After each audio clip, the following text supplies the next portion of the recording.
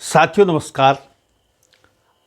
मैं आज अपने YouTube चैनल के माध्यम से आपको अनंत चतुर्दशी व्रत इसके बारे में बतलाऊंगा। अनंत चतुर्दशी का जो व्रत है ये बड़ा महत्वपूर्ण व्रत है। अनंत चतुर्दशी जो है वह भगवान विष्णु के ही रूप हैं। यह जो व्रत है यह व्रत भाद्रपद शुक्ल पक्ष की चतुर्दशी को किया जाता है। इस व्रत में नमक नहीं खाना होता है।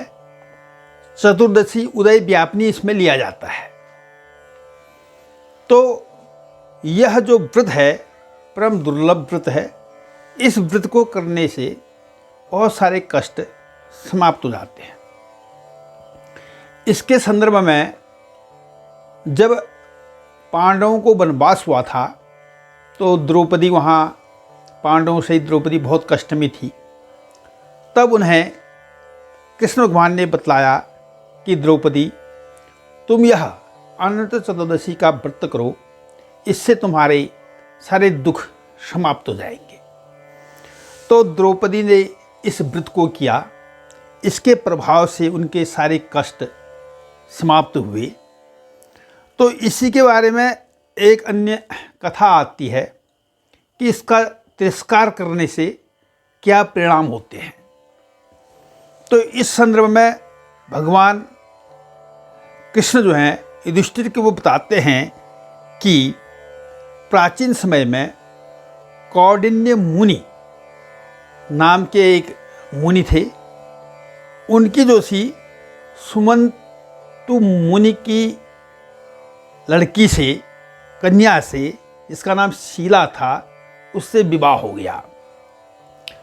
तो विवाह करके जब जा रहे थे तो रास्ते में शीला ने देखा कि कुछ महिलाएं जो हैं व्रत कर रही हैं। तो उन्होंने भी वहाँ पर व्रत किया, जो यह सभी अनंत चतुर्दशी का व्रत कर रहे थे। तो उन्होंने भी उनके साथ व्रत किया। व्रत करने के बाद 14 ग्रंथि वाला, यानी जिस धागे में 14 गांठें लगी हुई थी, ऐसी ग्रंथि वाला जो सूत्र था, रक्षा सूत्र, उसको वह पूजा करने के बाद सब अपने बाहों में बांध लेते हैं। तो शीला ने भी वह डोर अपने बाह में बांधा हुआ था। तो शीला के इस व्रत के प्रभाव से जो है कौंडिन्य मुनि जो हैं उनके घर में सुख संपत्ति और सभी प्रकार के वैभव आदि उनको प्राप्त हो गए। यानी उस धन संपदा, उस वैभव से कौंडिन्य मुनि जो हैं वह अहंकारी हो गई। उनका अहंकार बढ़ गया।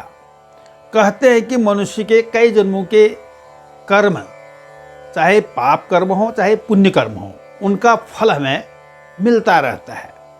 तो ऐसे ही कौंडिन्य मुनि के भी पहले के जन्म के कोई ऐसे पाप कर्म रहे होंगे जिनके कारण उनको अहंकार, काम, क्रोध, मद, लोभ और अहंकार उनमें भी आ गया। तो उन्होंने एक दिन देखा अपनी पत्नी के हाथ में वह रक्षा जो सूत्र था 14 ग्रंथि वाला बना हुआ देखा। तो उन्होंने कहा कि अवश्य तुमने मुझको अपने वश में करने के लिए यह डोर बांध रखा है।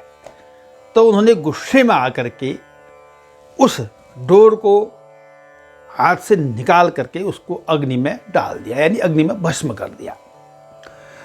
जिससे अनंत भगवान जो विष्णु भगवान है वह नाराज हो गए और उनके घर में जो सुख संपदा, वैभव इत्यादि था वह सब जाता रहा।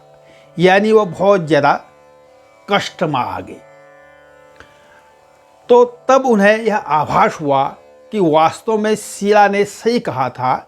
यह अनंत भगवान का रक्षा सूत्र था। मैंने इसको अग्नि में भस्म कर दिया।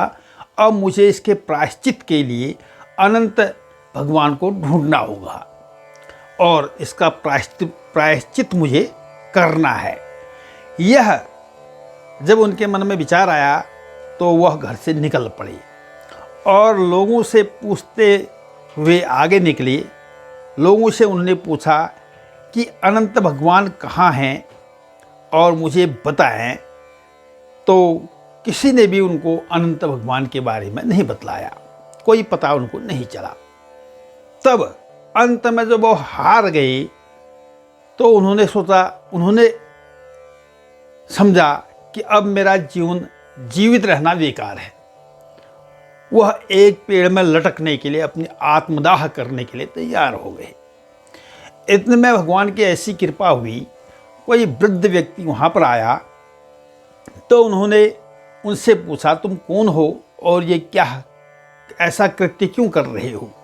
क्योंकि आत्महत्या करना सबसे बड़ा पाप है, ऐसा मत करो।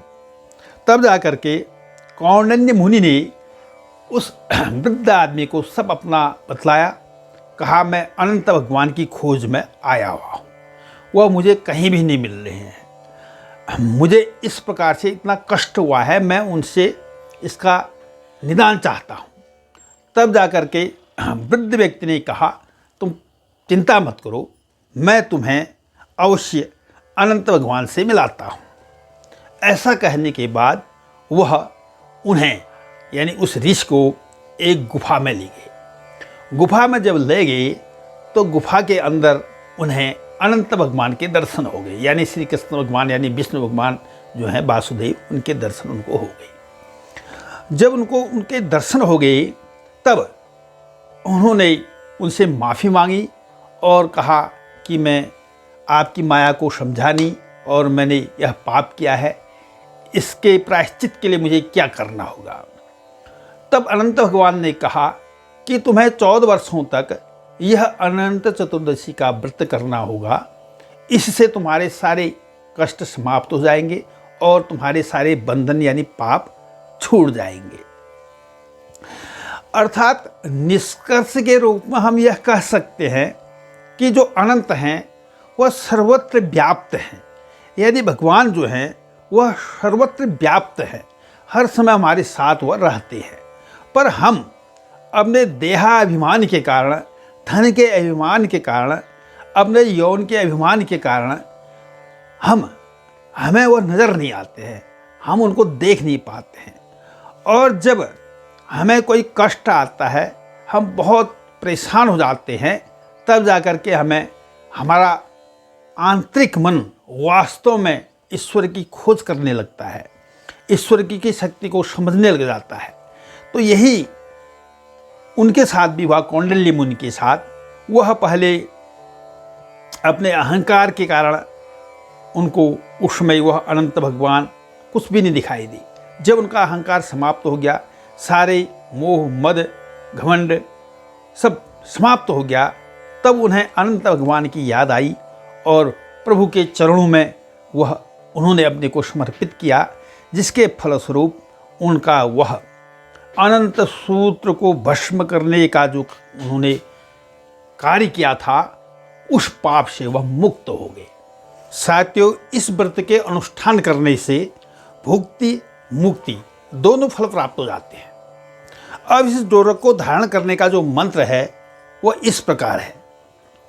अनंत संसार महासमुद्रे मग्नान समुद्र वासुदेव अनंत रूपे विनियोजितात्मा यंत्र रूपाय नमो नमस्ते। यह मंत्र जो है इसको धारण करने में पढ़ा जाता है, यानी बोला जाता है।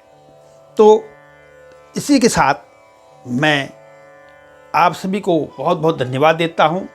नमस्कार।